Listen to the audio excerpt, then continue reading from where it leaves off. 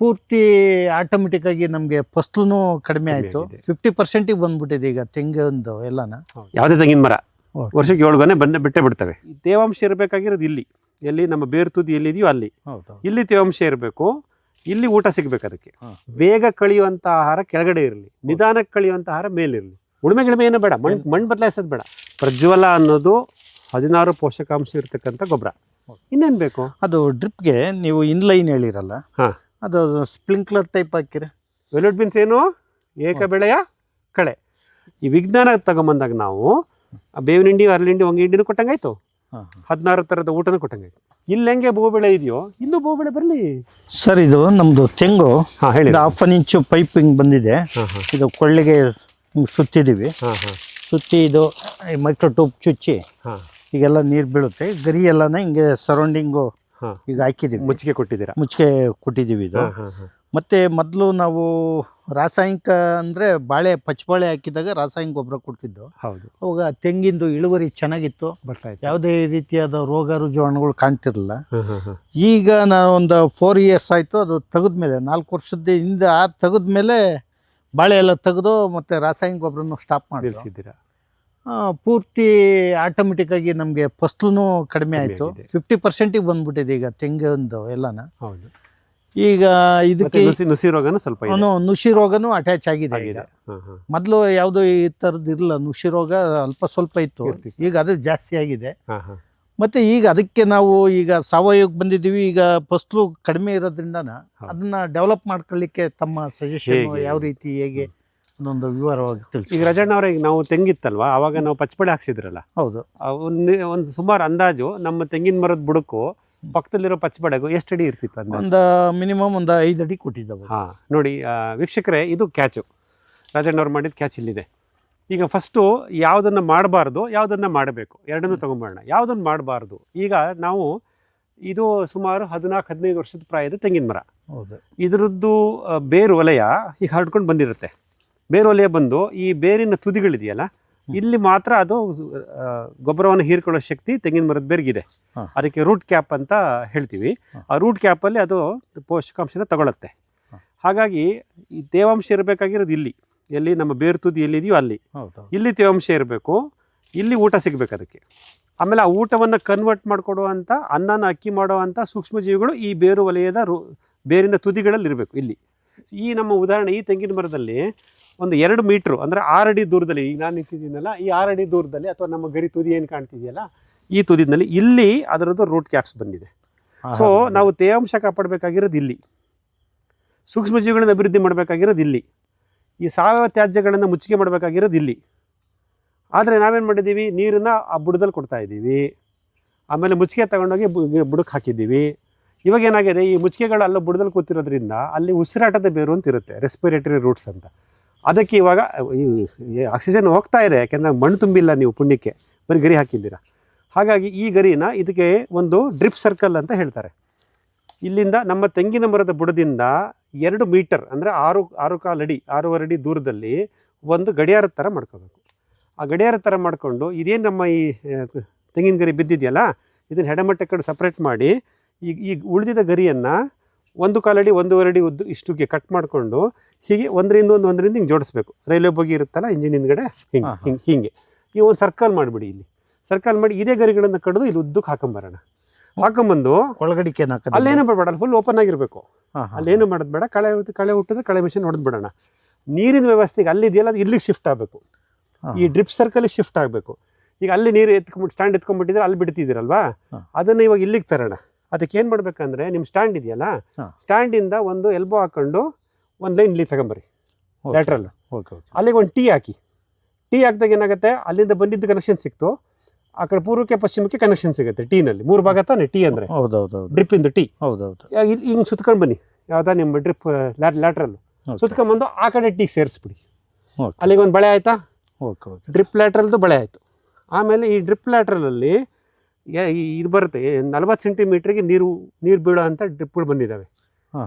ಈ ತರಕಾರಿ ಎಲ್ಲ ಬೆಳೀತಾರೆ, ಯೂಸ್ ಮಾಡ್ತಾರಲ್ಲ, ಇನ್ಲೈನ್ ಡ್ರಿಪ್ಪರ್ ಅಂತಾರೆ ಅದಕ್ಕೆ. ಇನ್ಲೈನ್ ನಮ್ಮ ಇದೆ ಮೈಕ್ರೋ ಟ್ಯೂಬಲ್, ಇದು ನಮ್ಮ ಡ್ರಿಪ್ ಲ್ಯಾಟ್ರಲ್ಲೇ 40 ಸೆಂಟಿಮೀಟರ್ ಒಂದು ತೂತ ಮಾಡಿರ್ತಾರೆ. ಸರಿ. ನಾವು ಕಟ್ಕೊಳ್ಳೋದು ಇಲ್ಲ ಅವು. ಬ್ಲಾಕ್ ಆಗಲ್ಲ. ಆಮೇಲೆ ಮೈಕ್ರೋ ಟ್ಯೂಬಲ್ ಏನು ತೊಂದರೆ ಆಗುತ್ತೆ ಅಂದರೆ, ಒಂದ್ಸಲ ಮೈಕ್ರೋ ಟ್ಯೂಬ್ ಕಟ್ಕೊಂಡ್ಬಿಡುತ್ತೆ. ಆಮೇಲೆ ಮೈಕ್ರೋ ಟ್ಯೂಬಲ್ಲಿ ಎಷ್ಟು ನೀರು ಬೀಳುತ್ತೆ ಅನ್ನೋದು ನಮ್ಮ ಕಂಟ್ರೋಲ್ ಇರಲ್ಲ. ವೋಲ್ಟೇಜು, ಪ್ರೆಷರು, ವಾಲ್ವ್ ಅದ್ರ ಮೇಲೆ ಡಿಪೆಂಡ್ ಆಗುತ್ತೆ. ಇದೆಲ್ಲಾದರೆ ಕರೆಕ್ಟಾಗಿ ನೀವೇನು ಅಷ್ಟೇ ಬೀಳ್ತಾ ಬರುತ್ತೆ. ಪ್ರತಿ 40 ಸೆಂಟಿಮೀಟ್ರು ಅಂದರೆ 1/4 ಅಡಿಗೆ ಒಂದೊಂದು ಹನಿ ಬೀಳ್ತಾ ಬರುತ್ತೆ ಇಲ್ಲಿ ಈ ಸರ್ಕಲಲ್ಲಿ. Okay okay. ಅಲ್ಲಿಂದ ಒಂದು ಲೈನ್ ಎಳ್ಕೊಂಬಂದಿರ್ತೀರಾ, ಟೀ ಹಾಕ್ಬಿಟ್ಟು ಮತ್ತು ಅಲ್ಲೇ ಸುತ್ತಬಿಡ್ತೀರಾ ಸಿಂಬಿನ. ಇದು ನೀರಿನ ವ್ಯವಸ್ಥೆ. ಆಮೇಲೆ ಸಾವಯವ ಗೊಬ್ಬರ ಹಾಕ್ತೀವಲ್ಲ ನಾವು ಗಿಡಕ್ಕೆ, ಅದನ್ನ ಇಲ್ಲೇ ಹಾಕಬೇಕು, ಈ ಡ್ರಿಪ್ ಸರ್ಕಲಲ್ಲೇ ಹಾಕಬೇಕು. ಅಲ್ಲಿ ಏನು ಮುಟ್ಟಬಾರ್ದು, ಅಲ್ಲಿ ಏನು ಕೆಲಸನೇ ಮಾಡೋದು ಬೇಡ, ಅವ್ರು ಹೋಗೋದೇ ಬೇಡ. ಅವ್ರು ಎಳ್ನೀರು ಕೀಳರ್ಬೇಕಾದ್ರೆ ಮಿಷನ್ ಹಾಕೊಂಡು ಹತ್ಕೊಂಡು ಹೋಗ್ಲಿ. ಬರೀ ನಾವು ಡ್ರಿಪ್ ಸರ್ಕಲ್ ಸರ್ ಇಲ್ಲೇ ಕೆಲಸ ಮಾಡಬೇಕು. ಡ್ರಿಪ್ ಸರ್ಕಲ್ ಅಂದರೆ ಎಷ್ಟು? 2 ಮೀಟ್ರು, 2 ಮೀಟ್ರ್, 6ರಿಂದ 6.5 ಅಡಿ. 6.5 ಅಡಿ ಅಲ್ಲ, ಇಲ್ಲಿ ಎಷ್ಟಡಿ ಅಗಲ? ಇದು ಅಗಲ ಎಷ್ಟಾರ ಕೊಡಿ, ಅಗಲಕ್ಕಿಂತ ಎತ್ತರ ಮಾಡಿ ಇದನ್ನ. ಸರಿ ಸರಿ. ಈ ತ್ಯಾಜ್ಯ ಸಿಗುತ್ತಲ್ಲ ರಜಡ, ಓಕೆ, ಕಡ್ದು ಹಾಕ್ತಿರೋದು. ಈ ಬಾಳೆನೂ ಕಡ್ದು ಹಾಕಿ, ಇದನ್ನು ಕಡ್ದ್ಬಿಟ್ಟು ಇಲ್ಲಿಗೆ ಹಾಕಿ ಪೂರ್ತಿ. ಅದನ್ನ ಬೇಕಾದ್ರೆ ದೊಡ್ಡ ಕೋಟೆ ಕಟ್ಬಿಡಿ ಇಲ್ಲಿ. ಸರ್ಕಲ್ ಪೈಪು ಇದು ತ್ಯಾಜ್ಯ ಕೆಳಗಿರ್ಬೇಕು, ಪೈಪ್ ಮೇಲೆ ಇರಬೇಕು. ಪೈಪ್ ನಿಮ್ಗೆ ಕಾಣ್ತಿರ್ಬೇಕು, ನೀರು ಹೋಗ್ತಿದ್ದೇನು ಅಂತ ಕಾಣ್ತಿರ್ಬೇಕು. ಅದು ಮಾಡ್ತಾ ಹೋಗಿ ಮಾಯ್ಶ್ಚರ್ ಬರುತ್ತೆ. ಇಲ್ಲಿ ಸೂಕ್ಷ್ಮ ಜೀವಿಗಳನ್ನು ಸೇರಿಸ್ತಾ ಬರೋಣ, ಇಲ್ಲಿ ಸಾವಯವ ಗೊಬ್ಬರ ಕೊಡ್ತಾ ಬರೋಣ. ಈ ನಮ್ಮ ತೆಂಗಿಂದ ಮತ್ತು ಕೋಕೋದ ಅಥವಾ ಬಾಳೆದ ಏನು ಸಿಗುತ್ತೋ ತ್ಯಾಜ್ಯ ಅದನ್ನು ಇಲ್ಲೇ ಹಾಕ್ತಾ ಹೋಗೋಣ. Okay okay. ಆಮೇಲೆ ಈ ಮಳೆಗಾಲದಲ್ಲಿ ಇವಾಗ ಅಪ್ಸೆಣಬು ಡಯಂಚ ಅಂತ ಬೀಜ ಸಿಗುತ್ತೆ, ಕೇಳಿದ್ದೀರಾ? ಹಸಿರೆಲೆ ಗೊಬ್ಬರದ ಬೀಜಗಳು. ಅದನ್ನು ಈ ಡ್ರಿಪ್ ಸರ್ಕಲ್ಗೆ ಒಳಭಾಗದಲ್ಲಿ ಸುಮ್ಮನೆ ಉದುರಿಸ್ಕೊಂಡು ಹೋಗಿ ಗರಿ ಒಳಗಡೆನೆ ಒಳಭಾಗದಲ್ಲಿ ಮಣ್ಣಿಗೆ ಟಚ್ ಆಗಬೇಕು. ಫಸ್ಟ್ ಸಣ್ಣ ಡಯಂಚ ಹಾಕ್ಬಿಟ್ಟು ಅದ್ರ ಮೇಲೆ ಬೇಕು ಗರಿ ಮುಚ್ಚಿ. ಉಳುಮೆ ಗಿಳುಮೆ ಏನೂ ಬೇಡ, ಮಣ್ಣು ಬದಲಾಯಿಸೋದು ಬೇಡ, ಮಣ್ಣನ್ನು ಟಚ್ ಮಾಡೋದು ಬೇಡ, ಅದು ಹಂಗೆ ಮೊಳಕೆ ಬರುತ್ತೆ. ಅದನ್ನು ಒಂದು 90 ದಿವಸ ಬಿಡಿ, 3 ತಿಂಗಳು ಬಿಡಿ. ಈಗ ನಾವು ಈಗ ಏಪ್ರಿಲ್ ಮೇ ತಿಂಗಳಿಗೆ ಹಾಕಿದ್ರೆ ಜೂನ್ ಜುಲೈ ತನಕ ಇರಲಿ, ಅದು ಇಷ್ಟ ಹತ್ರ ಬರುತ್ತೆ. ಅದನ್ನು ಹಂಗೆ ಕತ್ತರಿಸ್ಬಿಟ್ಟು ಅಲ್ಲಿಗೆ ಬಿಟ್ಬಿಡ್ರಿ, ಅಲ್ಲೇ ಹಸಿರೆಲೆ ಗೊಬ್ಬರ ಅಲ್ಲೇ ಆಯಿತು. ಬಹಳ ಕಡಿಮೆನಲ್ಲಿ ಈ ತೆಂಗಿನ ಮರಕ್ಕೆ ಈ ಒಂದು ಸರ್ಕಲ್ ಮಾಡೋಕ್ಕೆ ನಿಮಗೆ ಒಂದು 5 kg ಅಷ್ಟು ಉತ್ಕೃಷ್ಟವಾದ ಸಾವಯವ ಗೊಬ್ಬರ ಬೇಕಾಗುತ್ತೆ. ಫಸ್ಟ್ ಗೊಬ್ಬರ ಹಾಕಿ ಅದ್ರ ಮೇಲೆ ಗರಿ ಮುಚ್ಚಿಬಿಟ್ರಿ. ಅದು ಮೊಟ್ಟೆ ಏನು ಮಾಡ್ಬೋದು? ಎಡೆಮಟ್ಟೆ ತೆಗೆದುಬಿಡಿ, ಎಡೆಮಟ್ಟೆ ಇಲ್ಲಿ ಬೇಡ, ಅದನ್ನು ಇದ್ರ ಮೇಲೆ ಹಾಕಿ, ಗರಿ ಮೇಲೆ ಎಡೆಮಟ್ಟೆ ಹಾಕಿ. ಫಸ್ಟ್ ಗರಿ ಕೊಳೆಯುತ್ತೆ, ಯಾಕಂದರೆ ಸೂಕ್ಷ್ಮಜೀವಿಗಳು ಕೆಳಗಿಂದ ಮೇಲಕ್ಕೆ ಬರ್ತಿರ್ತವೆ. ಬೇಗ ಕಳಿಯುವಂಥ ಆಹಾರ ಕೆಳಗಡೆ ಇರಲಿ, ನಿಧಾನಕ್ಕೆ ಕಳಿಯುವಂಥ ಆಹಾರ ಮೇಲಿರಲಿ. ಈಗ ಕಟ್ಕೊಂಡು ಹೋಗಿ ಬೇಕಾರೆ 2 ಅಡಿ ಹತ್ರ ಬರಲಿ, ಏನು ತೊಂದರೆ ಇಲ್ಲ. ಒಟ್ಟಿನಲ್ಲಿ ಮರದ ಸುತ್ತ ಒಂದು 6 ಅಡಿಲಿ ಏನು ಅಲ್ಲೇನು ಬೇಡ, ಅಲ್ಲಿ ಕ್ಲೀನಾಗಿರಲಿ. ಕಳೆಗೆಳೆ ಹುಟ್ಲಿ, ತೊಂದರೆ ಇಲ್ಲ, ಕಳೆ ಹುಟ್ಲಿ, ಉಸಿರಾಡಕ್ಕೆ ತೊಂದರೆ ಮಾಡಬೇಡಿ ತೆಂಗಿನ ಮರಕ್ಕೆ. ಸೊ ಹಸಿರೆಲೆ ಗೊಬ್ಬರದ ಬೀಜಗಳು ಹಾಕಿದ್ವಿ, ನಮ್ಮ ಸಾವಯವ ಗೊಬ್ಬರ ಕೊಟ್ವಿ, ಅದ್ರ ಮೇಲೆ ಈ ತೆಂಗಿನ ಗರಿನ ಮುಚ್ಚಿಗೆ ಮಾಡ್ಕೊಂಬಂದ್ವಿ, ಅದ್ರ ಮೇಲೆ ಎಡೆಮಟ್ಟೆ ಕುರುಂಬಳನ್ನು ಇಲ್ಲೆಲ್ಲ ಹಾಕಿದ್ವಿ, ಎಲ್ಲ ಮಾಡಿದ್ವಿ ತಾನೆ. ಸೂಕ್ಷ್ಮ ಜೀವಿಗಳನ್ನು ಸೇರಿಸ್ಬೇಕು. ಅದಕ್ಕೆ ಸಾವಯವ ಅಂಶನೂ ಬರಬೇಕು, ಸೂಕ್ಷ್ಮ ಜೀವಿನೂ ಬರಬೇಕು. ಕಡಿಮೆ ಲೇಬರಲ್ಲಿ ಆಗಬೇಕು. ಲೇಬರ್ ಮುಖ್ಯ ಅಲ್ಲ, ನೀವೇ ಪಾಪ ಬೆಂಗಳೂರಿಂದ ಬಂದು ಮಾಡಬೇಕಲ್ಲ ನಂತರ. ಅದಕ್ಕೆ ಏನು ಮಾಡಬೇಕು ಅಂದರೆ, ಹೆಗಡೆ ಸರು ಒಂದು ಬಯೋಸೂಪರ್ 18 ಅಂತ ಗುಳಿಗೆ ಮಾಡಿದ್ದಾರೆ. ಅದರಲ್ಲಿ 18 ಥರದ ಸಸ್ಯ ಪೋಷಕಾಂಶಗಳು ಮತ್ತು ಸಾವಯವ ಇಂಗಾಲ ಮತ್ತು ಸೂಕ್ಷ್ಮ ಜೀವಿಗಳು ಎಲ್ಲ ಸೇರಿಸ್ಬಿಟ್ಟಿರ್ತಾರೆ. ಅದನ್ನು ನಾವೇನು ಮಾಡೋಣ ಅಂದರೆ, ಈ ಮೊದಲನೇ ಪ್ರಥಮವಾಗಿ ನಮ್ಮಲ್ಲಿ ಸೂಕ್ಷ್ಮಜೀವಿ ಬಂದಿಲ್ವಲ್ಲ, ಈಗ ಜೀವಾಮೃತ ನಿಲ್ಲಿಸಿ 4 ವರ್ಷ ಆಗೋಗಿದೆ. ಹಾಗಾಗಿ ಅರ್ಜೆಂಟ್ ಇವಾಗ ನಾಳೆ ಬೆಳಗ್ಗೆ ಇದಕ್ಕೆ ಸೂಕ್ಷ್ಮಜೀವಿಗಳನ್ನ ಆಹ್ವಾನ ಮಾಡಬೇಕು, ಬನ್ರಪ್ಪ ಅಂತ. ಅದಕ್ಕೆ ಸುಲಭವಾದ್ದು, ಲೇಬರ್ ಕಮ್ಮಿ ಇರೋದು, ಕಡಿಮೆ ವೆಚ್ಚದಲ್ಲಿ ನೀವು ಮಾಡ್ಬೋದಾಗಿರುವಂಥದ್ದು ಆ ಗುಳಿಗೆಗಳು, ಸೂಪರ್ 18 ಗುಳಿಗೆಗಳು. ಅದನ್ನು ತಗೊಂಬರೋಣ. ಯಾವಾಗ ನೀವು ಸರ್ಕಲ್ ಮಾಡ್ತೀರಲ್ವಾ, ಸರ್ಕಲ್ ಮಾಡಿದಾಗ 4 ದಿಕ್ಕಿಗೆ, ಪೂರ್ವ, ಪಶ್ಚಿಮ, ದಕ್ಷಿಣ, ಉತ್ತರ, 4 ದಿಕ್ಕಿಗೆ ಅಂದರೆ 12 ಗಡಿಯಾರದ ಮುಳ್ಳು 12, 3, 6, 9 ಗಂಟೆ ಮುಳ್ಳು, ಇದು ಗಡಿಯಾರ ಅನ್ಕೊಳ್ಳಿ. 4 ದಿಕ್ಕಿಗೆ 2 ಇಂಚ್ ಮಣ್ಣು ತೆಗೆದ್ಬಿಟ್ಟು ಆ ಗುಳಿಗೆ ಹಾಕ್ಬಿಡಿ. ಬಯೋಸೂಪರ್ 18 ಗುಳಿಗೆಗಳು ಬರ್ತವೆ. 4 ಹಾಕ್ಬಿಡೋಣ. ಈಗ ಮೇ ತಿಂಗಳಲ್ಲಿ ಹಾಕೋಣ, ಒಂದೊಂದು ಮರಕ್ಕೆ 4 ಹಾಕಿ. ಆಮೇಲೆ ಹೆಗಡೆ ಸರ್ ಹೇಳ್ತಾರೆ ಪ್ರತಿ ತಿಂಗಳು ಹಾಕಿ ಅಂತಾರೆ. ಪ್ರತಿ ತಿಂಗಳು ಮಾಡೋದು ಬೇಡ. ಇವೆಲ್ಲ ಸಾವಯವ ಗೊಬ್ಬರ ಎಲ್ಲ ಕೊಟ್ಟಿರ್ತೀವಲ್ಲ, ಒಂದು 2 ತಿಂಗಳು ನೋಡ್ರಿ ಬದಲಾವಣೆ, ಗಿಡದಲ್ಲಾಗೋ ಬದಲಾವಣೆ, ಕಾಯಲ್ಲಾಗೋ ಬದಲಾವಣೆ, ಹರಳುಗಟ್ಟೋದು ಎಲ್ಲ. ಈಗ ಒಂದು ಸಾವಯವ ಗೊಬ್ಬರನ ಹಾಕಿರೋಣ, ಒಂದು 5 kg ಮಿನಿಮಮ್ಮು. 2 ಸತಿ ಹಾಕಿದ್ರೆ ಅಂದರೆ ಮೇ 15, ನವಂಬರ್ 15 ಅಂದರೆ ಅಂದಾಜಿಗೆ. ಈಗ 5 kg ಕೊಡೋಣ. ಈಗ ಮೇ 15ಕ್ಕೆ 4 ಗುಳಿಗೆ ಕೊಡೋಣ, ಅದು ಬಯೋಸೂಪರ್ 18. ನವಂಬರ್ 15ಕ್ಕೆ ಮತ್ತೆ ಇನ್ನು 5 kg ಸಾವಯವ ಗೊಬ್ಬರ ಕೊಟ್ಟು ಆಮೇಲೆ 4 ಆವಾಗ ಗುಳಿಗೆ ಕೊಡಬೇಕೋ ಬೇಡವ ಅಂತ ತೀರ್ಮಾನ ಮಾಡೋಣ. ನೆಕ್ಸ್ಟ್ ಇದಕ್ಕೆ ಮೊದಲನೇ 4 ಗುಳಿಗೆಯಿಂದಲೇ ಸೂಕ್ಷ್ಮಜೀವಿಗಳು ಬಂದು ಕೆಲಸ ಮಾಡ್ತಾ ಇದ್ರೆ ನೋಡಬೇಕಿಲ್ಲ. ಸರಿ, ಅದೇ ಕವರಿಂಗ್ ಮಾಡ್ಕೊಂಡ್ಬಿಡ್ತಾವಲ್ಲ. ಒಂದ್ಸಲ ನೀವು ಸೂಕ್ಷ್ಮಜೀವಿ ಎಲ್ಲ ಹಾಕ್ಬಿಟ್ಟು ಸೆಡ್ಮು ಡಯಂಚ ಬೆಳೆದು ಗರಿ ಎಲ್ಲ ಕತ್ತರಿಸಿ ಹಾಕಿ ಸಾವಯವ ಗೊಬ್ಬರ ಕೊಟ್ಟು ಆ ಡ್ರಿಪ್ಪಿಂದ ಸರ್ಕಲ್ ಹಾಕ್ಬಿಟ್ರೆ, ನೀರಿನ ತೇವಾಂಶ ಕಾಪಾಡ್ಬಿಟ್ರೆ ಇನ್ನೇನು ಬೇಕು? ಅದು ಡ್ರಿಪ್ಗೆ ನೀವು ಇನ್ಲೈನ್ ಹೇಳಿರಲ್ಲ, ಅದು ಸ್ಪ್ರಿಂಕ್ಲರ್ ಟೈಪ್ ಹಾಕಿರ ಬೇಡ, ಇದ್ರ ಮೇಲೆ ಗರಿ ಮೇಲೆ ಬೀಳಿ. ಇನ್ಲೈನ್ಗೆ ಕಡಿಮೆ ನೀರಲ್ಲಿ ಆಗುತ್ತೆ. ನೀವು ತುಮಕೂರು ಜಿಲ್ಲೆ ಅಲ್ವಾ ಇದು, ನಿಮ್ಗೆ ಅಷ್ಟು ನೀರಿನ ಬೋರ್ವೆಲ್ ಯಾಕೆ ಸುಮ್ಮನೆ ಜಾಸ್ತಿ ಮಾಡ್ತೀರಾ? ಆಮೇಲೆ ನಿಮ್ಮಲ್ಲಿ ತೇವಾಂಶ ಎವಾಪರೇಷನ್ ಕಮ್ಮಿ, ಅಲ್ಲಿ ಆಲ್ರೆಡಿ ನೀವು ಮೈಕ್ರೋ ಕ್ಲೈಮೇಟ್ ಕ್ರಿಯೇಟ್ ಮಾಡಿಬಿಟ್ಟಿದ್ದೀರಾ. ಹೌದೌದು. ಹಾಗಾಗಿ ಕಡಿಮೆ ನೀರು ಬಂದರೆ ಸಾಕು. ಆ ಡ್ರಿಪ್ ಲ್ಯಾಟ್ರಲ್ ಅದ್ರ ಮೇಲೆ ಇಟ್ಬಿಡ್ರಿ, ಅದ್ರ ಮೇಲೆ ತ್ಯಾಜ್ಯ. ಸರಿ ಸರಿ. ಪ್ರತಿ ಸರಿನೂ ಗರಿ ಬಿದ್ದಾಗ ಕಟ್ ಮಾಡಿ ಅದನ್ನ ಹಾಕಿ ಲ್ಯಾಟ್ರಲ್ ಮೇಲೆ ಅದ್ರ ಮೇಲೆ ಹಾಕ್ಬಿಡ್ರಿ. ಅಲ್ಲ, ಒಂದ್ಸತಿ ಮೇಲೆ ಹಾಕಿ ಆಮೇಲೆ ಬೇಕಾದ್ರೆ ವರ್ಷಕ್ಕೆ ಒಂದ್ಸತಿ ಮೇಂಟೈನ್ ಮಾಡಿ, ನಿಮ್ಗೆ ಹೆಂಗೆ ಲೇಬರ್ ಆಗುತ್ತಾ ಹಂಗೆ ಮಾಡ್ಕೊಳ್ರಿ. ಬಟ್ ಯಾವುದೇ ಗರಿ ಬಿದ್ರೂ ಇಲ್ಲೇ ಹಾಕಬೇಕು. ಸರ್, ಇದು ಒಂದು 15 ಇಂದ 20 ವರ್ಷದ ಮರ. ಹಾಂ ಹಾಂ. ಈಗ ಈ ಮೂಮೆಂಟಾಗಿದೆ. ಸರಿ. ಈ ಮೂಮೆಂಟಿಂದು ಯಾವ ಸ್ಟೇಜಾಗೆ ಎಷ್ಟು ಗೊಬ್ಬರ ಕ್ಯಾಲ್ಕುಲೇಟ್ ಮಾಡಿ ಕೊಡ್ಬೋದು ಅಂತ?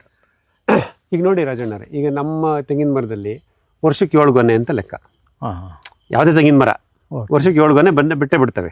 ತಿಂಗಳಿಗೊಂದು ಅಂತ ಹೇಳ್ತಾರೆ, ಅದು ತಪ್ಪು. ನಾನಂತೂ ನನ್ನ ತೋಟದಲ್ಲಂತೂ ನನ್ನ ತೆಂಗಿನಲ್ಲಿ ತಿಂಗಳಿಗೊಂದು ಗೊನೆ ಬಂದಿರೋದು ನೋಡಿಲ್ಲ. ಸೊ ವರ್ಷಕ್ಕೆ 7 ಗೊನೆ ಇಟ್ಕೊಳ್ಳೋಣ. ಆಮೇಲೆ ಅದೆಷ್ಟು 21 ಗರಿ ಇರ್ತವೆ ಅಂತ ಹೇಳ್ತಾರೆ. 21ರಿಂದ 36 ಗರಿ ಇರ್ತವೆ ಅಂತ ಹೇಳ್ತಾರೆ. ಬಟ್ 21 ಅಂತೂ ಇದ್ದೇ ಇರ್ತವೆ ಈ ಗರಿಗಳು. ಈಗ ಅದು ವರ್ಷಕ್ಕೆ 7 ಗೊನೆ ಬಿಡುತ್ತೆ. ಒಂದು ಗೊನೆಯಲ್ಲಿ 18ರಿಂದ 20 ಎಳ್ನೀರು ಇರುತ್ತೆ. ಒಂದು ಅವರೇಜು ಒಂದು 15ರಿಂದ 20 ಇಟ್ಕೋಬೋದು. ಅಲ್ಲ, 30 ಬಂದರೆ ಸಂತೋಷನೇ ನಮಗೆ. ಒಂದು 15 ಇಟ್ಕೊಳ್ಳೋಣ. 15 ಎಳ್ನೀರು ಇರ್ತಕ್ಕಂಥ 7 ಗೊನೆ ಒಂದು ವರ್ಷಕ್ಕೆ ನಮ್ಮ ಕಲ್ಪವೃಕ್ಷ ಕೊಡುತ್ತೆ. ಹೌದು ಅಲ್ವಾ? ಸೊ ಅಲ್ಲಿಗೆ 15 ಒಳ್ಳಿ 105 ಎಳ್ನೀರು ಅಥವಾ ತೆಂಗಿನಕಾಯಿ ಈ ಮರದಲ್ಲಿ ವರ್ಷಕ್ಕೆ ಬಂದಂಗೆ. ಅದು ಮಿನಿಮಮ್ 150 ಬರೋದಿದೆ, 200 ಬರೋದಿದೆ. ಸೊ ನಾನು 100 ತೆಂಗಿನಕಾಯಿನ ಉತ್ಪಾದನೆ ಮಾಡೋಕ್ಕೆ ಎಷ್ಟು ಕೆಜಿ ಗೊಬ್ಬರ ಕೊಡಬೇಕು ಹಂಗೆ ಲೆಕ್ಕ ಹಾಕೊಳ್ಳೋಣ. ಈಗ ನಮ್ಗೆ ಎಷ್ಟು ಬೇಕು? ಒಂದು ಕಾಯಿ ಒಂದು ಅರ್ಧ ಕೆಜಿ ಬಂತು ಅನ್ಕೊಳ್ಳೋಣ. ಬಲ್ತ್ಕಾಯಿ ಕೊಬ್ಬರಿಗೆ ಹಾಕ್ತೀರಲ್ಲ, ಒಂದು 500 ಗ್ರಾಮ್ ಸಿಪ್ಪೆ ಸುಲಿದ ಮೇಲೆ ಅಲ್ವಾ? ಅಲ್ಲಿಗೇನು, ನನಗೆ 100 ಕಾಯಿ ಅಂದರೆ 100 ಸಿಪ್ಪೆಕಾಯಿ, 50 ಸಿಪ್ಪೆ ಸುಲಿದ ಕಾಯಿ, 50 ಕೆಜಿ ಅಲ್ವಾ? ಒಂದು ಕಾಯಿ ಅರ್ಧ ಕೆಜಿ. ಹೌದು. 100 ಕಾಯಿಗೆ 50 ಕೆಜಿ ಬಂತು. ಬಲ್ತಿದ್ ಕಾಯಿ ಕೊಬ್ಬರಿ ಅಲ್ಲ, ಕೊಬ್ಬರಿ ಆಮೇಲೆ ಕಮ್ಮಿ ಆಗುತ್ತೆ, ನಿಮಗೆ ಗೊತ್ತಿದೆ ಅದು. ಸೊ ನಾನು 50 ಕೆಜಿ ಅಷ್ಟು ತೆಂಗಿನಕಾಯಿನ ಇಲ್ಲಿ ಉತ್ಪಾದನೆ ಮಾಡಬೇಕು ಒಂದು ವರ್ಷಕ್ಕೆ. ಹೌದು. 50 ಕೆಜಿ ಕಾಯಿ ಉತ್ಪಾದನೆ ಮಾಡೋಕ್ಕೆ ಗೊಬ್ಬರ ಎಷ್ಟು ಕೊಡಬೇಕು? 2 ಕೆಜಿ ಕೊಟ್ಟರೆ ಸಾಕಾಗುತ್ತೆ? ಪ್ರಶ್ನೆ ನಾವು ಮಾಡ್ಕೋಬೇಕು. ಹೌದೌದು. ಉತ್ತರ ನಮ್ಮಲ್ಲೇ ಇದೆಯಲ್ಲ. ಹೌದು. ಈಗ 15 ಕೆಜಿ ಬಾಳೆಗೊನೆ ಬೆಳೆಯೋಕ್ಕೆ ಎಷ್ಟು ಕೆಜಿ ಗೊಬ್ಬರ ಕೊಡಬೇಕು? 5 ಕೆಜಿ ಕೋಕೋ ಹಣ್ಣು ಕುಯ್ಯೋಕ್ಕೆ ಎಷ್ಟು ಕೆಜಿ ಗೊಬ್ಬರ ಕೊಡಬೇಕು? 50 ಕೆಜಿ ಬಲ್ತ್ಕಾಯಿ, ಸಿಪ್ಪೆ ಸುಲಿದಿದ್ದು ಬಲ್ತ್ಕಾಯಿ ತೂಕ ಹಾಕಬೇಕು ಅಂದರೆ, ನಾನು ಕೊಬ್ಬರಿಗೆ ಹಾಕಕ್ಕೆ ಮುಂಚೆ 50 ಕೆಜಿ ಹಸಿಕಾಯಿ ಹಾಕಬೇಕು ಅಂದರೆ ಗೊಬ್ಬರ ಎಷ್ಟು ಕೊಡಬೇಕು? ಈ ಪ್ರಶ್ನೆಗಳು ಬರುತ್ತೆ. ಹೌದು. ಈಗ ಉದಾಹರಣೆಗೆ ಒಂದು 50 ಕೆಜಿಗೆ ಒಂದು 20 ಕೆಜಿ ಏನಾರು ಕೊಡಬೇಕಾ? ಸುಮ್ಮನೆ ಹಂಗೆ ಅಂದಾಜಿಗೆ ಒಂದು 20 ಕೆಜಿ ಕೊಡೋಣ. 20 ಕೆಜಿನೂ ನಾನು ಹೊರಗಡೆಯಿಂದ ತಂದು ಹಾಕ್ಬೇಕಾ? ಅಷ್ಟು ದುಡ್ಡೆಲ್ಲಿದೆ? ಕಷ್ಟ. ಇವಾಗೇನೋ ಕಾಯಿ ರೇಟ್ ಬಂದಿದೆ. ಇದುವರೆಗೂ ನಾವೆಲ್ಲಿ ಕಾಯಿ ರೇಟ್ ಎಲ್ಲಿ ನೋಡಿದ್ವಿ ತೆಂಗು ಬೆಳೆಗಾರ? ಇಲ್ಲ ಬಿಡಿ. ಹಾಗೇನು ಮಾಡಬೇಕು? ಒಂದು 20 ಕೆಜಿ ಅಷ್ಟು ಗೊಬ್ಬರ ಇಲ್ಲಿ ವರ್ಷಕ್ಕೆ ಇಲ್ಲಿ ಉತ್ಪಾದನೆ ಆಗಬೇಕು. ಇಲ್ಲಿ ನಮ್ಮ ಸರ್ಕಲ್ಗೆ. Okay sir. ಅದಕ್ಕೆ ಏನು ಮಾಡಿದ್ದೀವಿ ನಾವು? ಸಣ್ಣ ಬಿಡ ಹೆಂಚು ಹಾಕಿದ್ದೀವಿ. ಆದಷ್ಟು ಗೊಬ್ಬರ ತಂದು ಕೊಡುತ್ತೆ. ಅದನ್ನ ಕುಯ್ದು ಅಲ್ಲಿಗೆ ಹಾಕ್ತೀವಿ. ಈ ಗರಿಗಳೆಲ್ಲ ಕರಗಿ ಗೊಬ್ಬರ ಆಗ್ತಿದ್ದಾವೆ. ಒಂದಿಷ್ಟು ಕಳೆ ಪಳೆ ಎಲ್ಲ ಹುಟ್ಟುತ್ತೆ, ಅದನ್ನು ಕತ್ತರಿಸಾಕ್ತೀವಿ. ಈ ಬಾಳೆ ಎಲ್ಲನೂ ಕುಯ್ದು ಇಲ್ಲಿಗೆ ಹಾಕ್ತಿರ್ತೀವಿ. ಓಕೆ. ಅದೇ ಹೆಚ್ಚು ಕಮ್ಮಿ ಒಂದು 8ರಿಂದ 10 ಕೆಜಿ ಅಷ್ಟು ಅಲ್ಲಿ ಉತ್ಪತ್ತಿ ಆಯ್ತಾ? ಹೌದು. ಅಂದರೆ ನಮಗೆ ಬೇಕಾದ್ರೆ ಇನ್ನಿಂದ 8ರಿಂದ 10 ಕೆಜಿ, ಒಂದು 10ರಿಂದ 12 ಕೆಜಿ ಹಾಕಿದ್ರೆ ಬೇಕಾದಷ್ಟು ಸಾವಯವ ಒಂದು ತೆಂಗಿನ ಮರಕ್ಕೆ ಉತ್ಕೃಷ್ಟವಾದ ಗೊಬ್ಬರ. ಸುಮ್ಮನೆ ಸಿಟಿ ಕಾಂಪೋಸ್ಟ್ 2 ರೂಪಾಯಿ ಕೆಜಿ ಅವೆಲ್ಲ ಆಗೋದೇ ಇಲ್ಲ, ತರಲೇಬೇಡಿ ಅವೆಲ್ಲ. ಓಕೆ. ಉತ್ತಮವಾಗಿ ಮಾಡಿರ್ತಕ್ಕಂಥ ಗೊಬ್ಬರ ನಿಮ್ಗೆ ಸಿಕ್ಕಿದ್ರೆ 8ರಿಂದ 10 ಕೆಜಿ ಒಂದು ಮರಕ್ಕೆ. ಈ ಡ್ರಿಪ್ ಸರ್ಕಲ್ ಮಾಡ್ತೀವಲ್ಲ, ಈ ಸರ್ಕಲ್ ಮೇಲೆ ಹಿಂಗೆ ಸುರ್ಕೊಂಡು ಹೋಗ್ಬಿಡೋದು. ಈ ಥರ ಈ ಕಾಯಿಲೆ ಇರೋಂಥ ಇದಕ್ಕೆ ಈಗ VP ಹೆಗ್ಡೆ ಅವ್ರ ಹತ್ರ 3 ಐಟಮ್ ಇದ್ದಾವೆ. ಅದು ವಿಜ್ಞಾನ, ಇನ್ನೊಂದು ಪ್ರಜ್ವಲ, ವಿಜ್ಞಾನ, ನಿಸರ್ಗ 3 ಟೈಮ್ ಗೊಬ್ಬರದ ವಿಷಯದಾಗೆ. ಅದ್ರೊಳಗಡೆ ಈ ಕಾಯಿಲೆನೂ ವಾಸಿ ಆಗಬೇಕು, ಬೆಳೆನೂ ಡೆವಲಪ್ ಆಗಬೇಕು. ಮತ್ತು ಇಲ್ಲಿ ಈಗ ನೀವು ಯಾವುದು ಬಾಲ್ ಹೇಳಿರಿ, ಸೂಪರ್ 18 ಅದು 4 ಕೊಟ್ಕೊಳ್ಳೋಣ. ಸರಿ. ಅದಾದ್ಮೇಲೆ ಇದೆಲ್ಲ ಸರ್ಕಲ್ ಇದು ಈ 4 ಇದ್ರೊಳಗಡೆ ಯಾವುದು ಕೊಟ್ಟರೆ ಅದಕ್ಕೆ ಹೆಚ್ಚಿನ ಇಳುವರಿಗೆ ಅದು ಅನುಕೂಲ ಆಗುತ್ತೆ ಅಂತ. ಈಗ ಕಾಯಿಲೆನೂ ವಾಸಿ ಆಗ್ಬೇಕು, ಅರ್ಥ ಆಯ್ತು. ಆರೋಗ್ಯಪೂರ್ವಕವಾಗಿ ಅದು ಪುಷ್ಟಿ ಬರಬೇಕು. ಈಗ ಅದಕ್ಕೆ ಹೆಗ್ಡೆ ಸರ್ ಹೇಳ್ತಾರೆ, ಪ್ರಜ್ವಲ ಅನ್ನೋದು 16 ಪೋಷಕಾಂಶ ಇರ್ತಕ್ಕಂಥ ಗೊಬ್ಬರ. ಅದು ನಾವು ಲೇಯರ್ ಬೆಲೆ ನೋಡಿದ್ವಲ್ಲ ವಿಡಿಯೋ, ಅಷ್ಟೆಲ್ಲ ಮಾಡಿಕೊಡ್ತಾರೆ. ಅಲ್ಲಿ ಸಸ್ಯ ಪೋಷಕಾಂಶಗಳೆಲ್ಲ ಪ್ರಜ್ವಲದಲ್ಲಿದೆ. ಆದರೆ ನೀವು ಹೇಳ್ದಂಗೆ ರೋಗ ನಿರೋಧತೆ, ನುಸಿ ಪೀಡೆ ಕಮ್ಮಿ ಮಾಡೋದು, ಅದಕ್ಕೆ ಆರೋಗ್ಯ ಕೊಡೋದು, ಅದಕ್ಕೆ ಬೇಕಾಗಿರೋದು ಬೇವಿನ ಹಿಂಡಿ, ಹೊಂಗೆ ಹಿಂಡಿ, ಹರಳಿಂಡಿ ಮತ್ತು ಅದರ ಎಣ್ಣೆಗಳು. ಅದನ್ನು ಮಿಕ್ಸ್ ಮಾಡಬೇಕು. ಅದಕ್ಕೆ ಹೆಗ್ಡೆ ಸರ್ ಏನು ಮಾಡ್ತಾರೆ, ಫಸ್ಟು ಪ್ರಜ್ವಲ ತಯಾರು ಮಾಡ್ಕೊತಾರೆ. ಆ ಪ್ರಜ್ವಲಕ್ಕೆ ಈ 3 ಥರದ ಹಿಂಡಿಗಳನ್ನು ಮಿಕ್ಸ್ ಮಾಡಾಕ್ತಾರೆ. ಅವಾಗ ಏನಾಗುತ್ತೆ, ಬೇವಿನ ಹಿಂಡಿನಲ್ಲಿ ರೋಗ ನಿರೋಧಕ ಶಕ್ತಿ ಇರುತ್ತೆ, ಹೌದಲ್ವಾ? ಎಲ್ಲ ಹಿಂಡಿಗಳು, ಹರಳಿ ಹಿಂಡಿಲೂ ಇರುತ್ತೆ, ಹೊಂಗೆ ಹಿಂಡಿಲೂ ಇರುತ್ತೆ. ಈ ವಿಜ್ಞಾನ ತಗೊಂಬಂದಾಗ ನಾವು ಬೇವಿನ ಹಿಂಡಿ, ಹರಳಿ ಹಿಂಡಿ, ಹೊಂಗೆ ಹಿಂಡಿನೂ ಕೊಟ್ಟಂಗಾಯ್ತು, 16 ಥರದ ಊಟನೂ ಕೊಟ್ಟಂಗಾಯ್ತು. ಹಾಗಾಗಿ ಪ್ರಜ್ವಲದ ಬದಲು ವಿಜ್ಞಾನ ಯೂಸ್ ಮಾಡೋಣ. ವಿಜ್ಞಾನ ಅಂದರೆ ಬೇವಿನ ಹಿಂಡಿ, ಬೇವು, ಹೊಂಗೆ ಮತ್ತು ಹರಳು ಹಿಂಡಿ ಮಿಶ್ರಿತ ಗೊಬ್ಬರ, ವಿಜ್ಞಾನ ವಿಜ್ಞಾನ ಅಂತ ಅವ್ರಿಗೆ ಕರೀತಾರೆ. ಸೊ ಅದನ್ನು ಸೆಲೆಕ್ಟ್ ಮಾಡ್ಕೊಳ್ಳೋಣ. ಇದು ಮುಖ್ಯವಾಗಿ ಮೂಲವಾಗಿ ರೋಗ ನಿರೋಧತೆ ಬರಲಿಕ್ಕೆ ಸಸ್ಯಗಳಿಗೆ, ನಮ್ಮ ಗಿಡಕ್ಕೆ ಅದು ಹೆಲ್ಪ್ ಆಗುತ್ತೆ. ಈಗ ನೀವು ವರ್ಷಕ್ಕೆ 2 ಟೈಮ್ ಕೊಡಿ ಅಂದ್ರಿ. ಹೌದು. ಈಗ ಫಸ್ಟ್ ಟೈಮು ನಿಮ್ಮ ಕ್ಯಾಲ್ಕುಲೇಟ್ ಪ್ರಕಾರ 5 kg ಕೊಡ್ಬೋದಾ ಇಲ್ಲ 6 kg ಕೊಡ್ಬೋದು? ಅಲ್ಲ, ಈ ಸಲ ನಾನು ಈಗ ನನಗೆ ದುಡ್ಡಿದ್ರೆ ಜೋಬ್ ತುಂಬ, ಯಾಕೆ ನನಗೆ ನನ್ನ ಜೀವಾಮೃತ ಹಾಕಿ 4-5 ವರ್ಷ ಆಗಿದೆ. ಹೌದು. ಆಮೇಲೆ ನನಗೆ ಡ್ರಿಪ್ ಸರ್ಕಲ್ ನೋಡಿ ಇಲ್ಲೇನು ಬಿದ್ದೇ ಇಲ್ಲ, ಎಲ್ಲ ಅಲ್ಲಿದೆ. ಇಲ್ಲಿ ಶಿಫ್ಟ್ ಮಾಡ್ತೀರಿ, ಈಗ ಮಾಡಿಸ್ತೀರಿ ಇದೆಲ್ಲ. ಹೌದು. ಹಾಗೆ ಈ ಮೊದಲನೇ ಸಲ ಈಗ ಮೇ ತಿಂಗಳಲ್ಲಿ, ಈ ಮುಂದಿನ ತಿಂಗಳಲ್ಲಿ ಸಾಧ್ಯವಾದರೆ ಮುಂಗಾರು ಮಳೆ ಸೊನ್ನೆ ಮಳೆ ಕೂರಕ್ಕೆ ಮುಂಚೆ ಒಂದು 6 ರಿಂದ 8 kg ಕೊಡ್ರಿ. ಒಂದು 5 kgನೇ ಕೊಡಬೇಕು ಗಣಿತದ ಪ್ರಕಾರ. ನಾವು ಮೇ 15 5 kg, ನವೆಂಬರ್ 15 5 kg ಅಂತ ಅನ್ಕೋಬಹುದು. ಬಟ್ ಈಗ ಸ್ವಲ್ಪ ಈ ವೀಕ್ ಆಗಿರೋದ್ರಿಂದ, ನುಸಿಪೀಡೆ ಇರೋದ್ರಿಂದ, ಹರಳು ಉದುರುತ್ತಿರೋದ್ರಿಂದ, ಅಥವಾ ಕಾಯಿ ಸೈಜು ಹಣ್ಣುಗಾಯಿ ಕೊಬ್ಬರಿಗೆ ಹಾಕ್ತೀವಲ್ಲ, ಅವು 600 ಗ್ರಾಮ್ 700 ಗ್ರಾಮ್ ಬಂದಿಲ್ಲ ಇನ್ನೂ. ಹಂಗಾಗಿ ಸ್ವಲ್ಪ ಶಕ್ತಿ ತುಂಬೋಣ. ಒಂದು 2 kg ಅಷ್ಟು ಜಾಸ್ತಿ ಮಾಡಿರಿ. 5 ರಿಂದ 7 ರಿಂದ 8 kg ನಿಮ್ಮ ಶಕ್ತಿ ಅನುಸಾರ, ನಿಮ್ಮ ಬಜೆಟ್ ನೋಡ್ಕೊಂಡು ಮಾಡಿರಿ. ಒಂದು 7 ರಿಂದ 8 kg ಒಂದು ಮರಕ್ಕೆ ಕೊಡೋಣ. ಈಗ 2025 ಮೇ 15, 2025 ನವೆಂಬರ್ 15ಕ್ಕೆ 5 kgಗೆ ಬರೋಣ. ಅಷ್ಟೊತ್ತಿಗೆ ಇವೆಲ್ಲ ಕೆಲಸ ಮಾಡಿರ್ತೇವೆ. ಒಟ್ಟು ಈಗ ಬಾಲ್ ಕೊಟ್ಟಿರ್ತೀವಲ್ಲ, ಬಾಲ್ ಸರೌಂಡಿಂಗ್ ಯಾವುದು ಗ್ಯಾಪ್ ಕೊಡದಂಗೆ 10 kg ನಾನು ವಿಡಿಯೋ ಮಾಡಿದ್ದೀನಿ, ನಿಮಗೆ ಕಳಿಸ್ಕೊಡ್ತೀನಿ. ಹೆಂಗೆ ಹಾಕಿದ್ದೀನಿ ಅಂತ ತೋರಿಸ್ತೀನಿ. Okay sir. ಉದ್ದಕ್ಕೆ ಹಿಂಗೆ ರಿಂಗ್ ಮಾಡ್ಕೊಂಡು ಫಸ್ಟ್ ಹಿಂಗೆ ಗೊಬ್ಬರ ಬಿತ್ಕೊಂಡು ಹೋಗೋದು, 4 ದಿಕ್ಕಿಗೂ 4 ಸೂಪರ್ 18 ಇಡೋದು, ಆಮೇಲೆ ಸಣ್ಣ ಬುಡ ಹೆಂಚೆ ಬಿತ್ತೋದು ಅದ್ರ ಮೇಲೆ ಬೀಜ, ಆಮೇಲೆ ಗರಿ ಮುಚ್ಚೋದು, ಅದ್ರ ಮೇಲೆ ಡ್ರಿಪ್ ಪೈಪ್ ಹಾಕೋದು. 4 ಸ್ಟೇಜ್. ಏನು ಲೇಬರ್ಸು ಜಾಸ್ತಿ ಬೇಕಾಗಲ್ಲ ಅನ್ಸುತ್ತೆ ಇದಕ್ಕೆಲ್ಲ. ನಾವೇ ಮಾಡೋಣ ಬನ್ನಿ. ಇವತ್ತು ಹತ್ತೆ ಮರಕ್ಕೆ ಮಾಡೋಣ. ಈ ವೆಲ್ವೆಟ್ ಬೀನ್ಸ್ ಅನ್ನೋದು ಒಂದಿದೆ, ನಸಗುನಿ ಗಿಡ ಅಂತಾರೆ. ಅದು ವೆಲ್ವೆಟ್ ಬೀನ್ಸ್ ಅಂತಾರೆ. ಅದೇನು ಮಾಡುತ್ತೆ, ಇಲ್ಲಿ ಬೇರಿಲ್ಲಿ ಇರುತ್ತೆ, ಬಳ್ಳಿ ಹಬ್ಕೊಂಡು ಹೋಗುತ್ತೆ, ತೋಟ ತುಂಬ ಹಬ್ಕೊಂಡ್ಬಿಡುತ್ತೆ, ಎಲ್ಲನೂ ತಬ್ಕೊಂಡು ಹೋಗುತ್ತೆ. ಅದು ಭಾಳ ವಿಚಿತ್ರ ಅದು. ಅಂದರೆ ನಾವು ಅದನ್ನ ಯಾಕೆ ಹಾಕಬೇಕು ಅಂದರೆ, ಅದು ಸಾರ್ವಜನಿಕ ಸ್ಥಿರೀಕರಣ ಸಸ್ಯ. ನಮ್ಮ ತೊಗರಿ, ಅವರೆ, ಅಲಸಂದಿ ಆ ಜಾತಿಗೆ ಸೇರಿದ್ದು ಲೆಗ್ಯುಮಿನಸ್ ಪ್ಲಾಂಟ್ ಅಂತ ಹೇಳ್ತಾರೆ. ಅಂದರೆ ಅದೇನು, ತನ್ನ ಬೇರು ವಲಯದಲ್ಲಿ ರೈಜೋಬಿಯಂ ಅನ್ನೋ ಸೂಕ್ಷ್ಮಜೀವಿಗೆ ಆಶ್ರಯ ಕೊಟ್ಟು ವಾತಾವರಣದಿಂದ ಸಾರ್ವಜನಿಕ ಹಿಡಿದುಕೊಡ್ಬೇಕು. ಅದ್ರ ಬೇರೆ ಇರೋದು ಇಲ್ಲಿ. ಆ ರೈಜೋಬಿಯಂ ಬರೋದು ಮಾಡೋದೆಲ್ಲ ಇಲ್ತಾನೆ, ಎಲ್ಲಿ ಬೇರೆ ಇರುತ್ತೆ ಅಲ್ಲಿ. ಬಟ್ ಅದು ಈ ಕಡೆ ಒಂದು ಅದು ಎರಡು, ಈ ಕಡೆ ಅದು ಎರಡು ಹಬ್ಕೊಂಡೋಗಿರುತ್ತೆ, ಅಲ್ಲಿ ರೈಜೋಬಿಯಂ ಇರುತ್ತಾ. ಅದ್ರ ಉದ್ದೇಶ ಏನು, ನಿನ್ನ ಬೇರ್ನಲ್ಲಿ ರೈಜೋಬಿಯಂ ಇಟ್ಕೊಂಡು ನನಗೆ ಸಾರ್ವಜನಿಕ ಮಾಡಿಕೊಡಪ್ಪ ಅಂತ. ಅದು ಮಾಡ್ತಿರೋ ಈ ಜಾಗದಲ್ಲಿ ಬರೀ ಇಲ್ಲಿ ಒಂದು 3 ಇಂಚಲ್ಲಿ, ಬಟ್ 15 ಅಡಿ ಬೆಳ್ಕೊಂಡೈತಲ್ಲ, 15 ಅಡಿ ಅದೆಲ್ಲ ಆವರಿಸ್ಕೊಂಡ್ಬಿಟ್ರೆ ಅಲ್ಲಿ ಏನಕ್ಕೆ ನೋಡಿ. ಈಗ ನಿಮ್ಮ ತೋಟದಲ್ಲೇ ಬನ್ನಿ, ನೀವು ಕಳೆನಾಶಕ ಹೊಡೆದಿಲ್ಲ ಅಲ್ವ ರಜಣ? ಇಲ್ಲ. ನೋಡ್ರಿ, ಇದಕ್ಕೆ ನಾನು ಕಳೆ ವೈವಿಧ್ಯತೆ ಅಂತ ಹೇಳ್ತೀನಿ. ಮೊದಲು ಕಳೆನಾಶಕನು ಹೊಡೆಯುವ ಸರ್ ಅವಾಗ. ಈಗ ನೋಡ್ರಿ, ಈಗ ನಾನು ಇಂಜಿನಿಯರು, ನನಗೆ ಗೊತ್ತಿಲ್ಲ, ನೀವು ಕೃಷಿಕರು, ನೀವು ಹೇಳ್ಬೋದು ನನಗಿಂತ ಚೆನ್ನಾಗಿ. ಇದಿಷ್ಟು ಕಳೆ ವೈವಿಧ್ಯತೆ, ಇದೆಲ್ಲ ಕಳೆ ತಾನೆ? ಹೌದೌದು. ನೀವೇನು ಬೀಜ ಹಾಕಿಲ್ಲ? ಇಲ್ಲ. ನೋಡಿ, ಇದರಲ್ಲಿ ನೀವೇ ಗುರುತಿಸಿ. ಅಲ್ಲಿ ತುಬ್ಬೆ ಗಿಡ ಬಂತ? ಹೌದು. ಅಲ್ಲಿ ಯಾವ್ದು ಅರ್ಶಿನ ಬಣ್ಣದ ಹೂವಿನ ಗಿಡ ಬಂತ? ಇದು ಯಾವ್ದೋ ಒಂದು ಹುಲ್ ಬಂತ? ಈ ಗರ್ಕಿ ಬಂತ? ಇದು ಆಗಲೇ ನೆಲೆ ಬಂತ? ಒಂದು 8 ಥರದ ರಚನೆಯಲ್ಲಿ. ಹೌದು, ಸುಮಾರು ಇದೆ. ಇದನ್ನ ನಾನು ಕಳೆ ವೈವಿಧ್ಯತೆ ಅಂತ ಹೇಳ್ತೀವಿ. Okay sir. ವೀಡ್ ಡೈವರ್ಸಿಟಿ ಅಂತ. ನೋಡಿ, ಒಂದೊಂದು ಥರ ಕೆಲಸ ಮಾಡ್ತಿದ್ಯಾ. ಎರಡೇ ಸರ್ ಹೇಳಿದ್ರು, ಈ ಗಿಡ ಸೂರ್ಯನ ಬೆಳಕಲ್ಲಿರ್ತಕ್ಕಂಥ ಕಾಸ್ಮಿಕ್ ಶಕ್ತಿನ ಎಳೆದಿಟ್ಕೊಂಡಿರುತ್ತೆ. ನಾವು ಕಳೆ ಹೊಡಿ ಮೆಷಿನ್ ಇದನ್ನ ಕತ್ತರಿಸಿ ಹಾಕಿದಾಗ ಆ ಸೂರ್ಯನ ಶಕ್ತಿ ಮಣ್ಣಿಗೆ ಹೋಗುತ್ತೆ ಅಂತ ಒಂದು ವಿಡಿಯೋದಲ್ಲಿ ಹೇಳಿದ್ದಾರೆ. ಎಷ್ಟು ಉಪಯೋಗ ಇದೆ ನೋಡಿ. ಇದು ಬೇರುಗಳಿದ್ದಾವೆ, ಬೇರಲ್ಲಿ ಆಹಾರ ಉತ್ಪಾದನೆ ಮಾಡಿ ಸೂಕ್ಷ್ಮಗಳಿಗೆ ಊಟ ಕೊಡ್ತಾ ಇದೆ. ವೈವಿಧ್ಯತೆ ಇದೆ. ಕಳೆ ಹೊಡಿ ಮೆಷಿನ್ ಕತ್ತರಿಸಿ ಹಾಕಿದಾಗ ಗೊಬ್ಬರ ಆಗುತ್ತೆ, ಭೂಮಿಗೆ ಸೂರ್ಯನ ಶಕ್ತಿ ತಲುಪಿಸುತ್ತೆ. ಇಷ್ಟೆಲ್ಲ ವೈವಿಧ್ಯತೆ ವೆಲ್ವೆಟ್ ಬೀನ್ಸ್ ಬಳ್ಳಿ ಮುಚ್ಚಾಕ್ಬಿಡುತ್ತಲ್ಲ, ಮುಸ್ಕಾಕೊಂಡು ಮಲ್ಕೊಂಡಂಗೆ. ಸರಿ. ಈ ವೈವಿಧ್ಯತೆ ನಷ್ಟ ಆಯ್ತು ತಾನೆ? ಹೌದೌದು. ಅದಕ್ಕೆ ನಾನು ಹೇಳೋದು, ಯಾರು ಕಳೆ ವೈವಿಧ್ಯತೆ ಬಗ್ಗೆ ನಿಮಗೆ ಮಾಹಿತಿ ಸಿಗುತ್ತೆ, ಈ ಥರ ಕಳೆ ವೈವಿಧ್ಯತೆ ಇದ್ದಾಗ ನನ್ನ ಭೂಮಿ ಚೆನ್ನಾಗಿ ಅಭಿವೃದ್ಧಿ ಆಗುತ್ತೆ ಅಂತ ಮಾಹಿತಿ, ಅವರು ದಯವಿಟ್ಟು ವೆಲ್ವೆಟ್ ಬೀನ್ಸ್ ಅಲ್ಲ ಯಾವುದನ್ನು ಹಾಕಬೇಡಿ. ಏಕ ಬೆಳೆ ಪದ್ಧತಿ. ಮತ್ತೆ ಏಕ ಬೆಳೆಯ ಕಳೆ. ವೆಲ್ವೆಟ್ ಬೀನ್ಸ್ ಏನು? ಏಕ ಬೆಳೆಯ ಕಳೆ. ನಮಗೆ ಸಾವಯವ ಕೃಷಿಕರಿಗೆ, ನೈಸರ್ಗಿಕ ಕೃಷಿಕರಿಗೆ ಏಕ ಬೆಳೆ ಬೇಕಿಲ್ಲ. ನೋಡಿ, ಎಷ್ಟು ಬಹುಬೆಳೆ ಮಾಡ್ಕೊಂಡಿದ್ದೀರಾ. ಇಲ್ಲಿ ಹೆಂಗೆ ಬಹುಬೆಳೆ ಇದೆಯೋ ಇಲ್ಲೂ ಬಹುಬೆಳೆ ಬರಲಿ.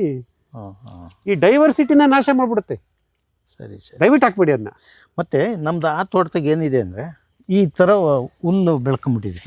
ಈಗ ಇದೇ ಥರ ಕಳೆ ವೈವಿಧ್ಯ ರೀತಿಯಲ್ಲೇ ಸಿಕ್ಕಾಪಟ್ಟೆ ಜಾಸ್ತಿ ಇದೆ. ಅಂದರೆ ಇಲ್ಲಿ ಇಷ್ಟು ಕ್ಲೋಸ್ ಆಗಿದೆ, ಅಲ್ಲಿ ಸ್ವಲ್ಪ ಓಪನ್ ಇದೆ, ಬಿಸಿಲು ಜಾಸ್ತಿ ಇದೆ, ಹಂಗಾಗಿ ಕಳೆ ಜಾಸ್ತಿ ಇದೆ ಅಲ್ಲಿ. ಈಗ ನನ್ನ ಇದು ಅಂತಂದ್ರೆ ಒಂದು 3-4 ಥರದ್ದು ಈ ಡಯಂಚ ಆಗಿರ್ಬೋದು, ದ್ವಿದಳ ಧಾನ್ಯಗಳು, ಈಗ ಹುರುಳಿ, ಅವು ಅಪ್ಸಣ್ಬು ಎಲ್ಲ ಒಂದು 4-5 ಥರ ಮಿಕ್ಸ್ ಮಾಡ್ಕೊಂಡು ಆ ಹುಲ್ಲಿನ ಮೇಲೆ ಎರಚ್ಬಿಟ್ಟು ಕಳೆ ಹೊಡೆದ್ರೆ ಆಯ್ತು. ಕಳೆ ಹೊಡೆದ್ರೆ ಒಳ್ಳೆ ರಿಸಲ್ಟ್ ಬರುತ್ತೆ. ಬರುತ್ತಾ ಬರುತ್ತೆ, ಖಂಡಿತ ಬರುತ್ತೆ. ಅದು ಗಿಡ ಸರ್ ಹೇಳಿದ್ದಾರೆ, ನಾನು ಮಾಡಿದ್ದೀನಿ.